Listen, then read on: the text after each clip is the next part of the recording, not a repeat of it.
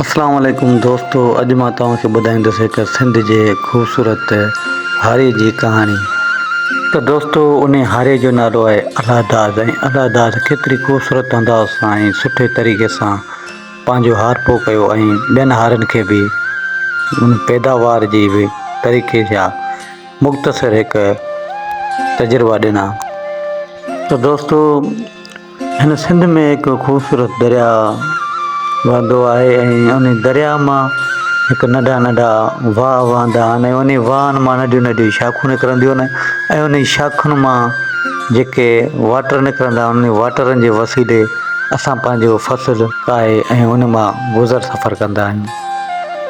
अलाहदाद जो चवणु आहे त असांजा अबा ॾाॾा बि हारी हुआ ऐं हारपो को पेशो न आहे, इहो हिकु कमु आहे ऐं असां उन कम से फ़ख़ुरु कंदा आहियूं।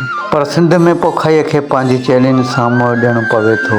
इलाइक़े खे बार बार ॾुकार ॿोॾ ऐं मिटीअ जे लूण खे मुंहुं ॾियणो पवंदो आहे, जंहिं करे अलाहदाद जहिड़नि हारियुनि लाइ पोरियो करणु मुश्किल थी पवंदो आहे।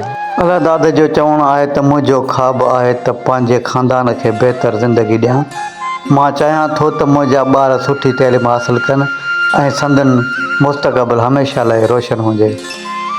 अलाहदाद जो ख़्वाबु रुॻो माशी ख़ुशहालीअ जो न आहे, पर उहो संदसि सक़ाफ़ती कमु ऐं सिंध जे रवायती ज़राइत खे बचाइण जो ख़्वाबु आहे। अलाहदाद जो चवणु आहे त मूं महसूसु कयो त मूंखे बदिलंदड़ वक़्त सां मुताबिक़ रखण जी ज़रूरत आहे ऐं मुंहिंजे पैदावार खे बहितरु करण ऐं मुंहिंजी क़ीमतुनि खे घटाइण लाइ नवां तरीक़ा सिखण जी ज़रूरत आहे।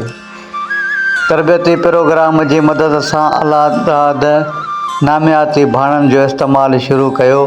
फ़सुल जी गर्दिश ऐं ड्रिप इरिगेशन जो इस्तेमालु पाणीअ खे महफ़ूज़ करण ऐं ज़मीन जे खोट खे घटाइण लाइ कयो।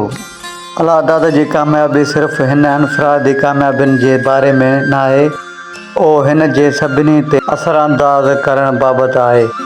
हिन ॿियनि हारियुनि खे पाइदार ज़राइत जे तरीक़नि खे अपनाइण लाइ मुतासिर कयो आहे ऐं उन्हनि में तब्दीलीअ जो हिकु असरु पैदा कयो।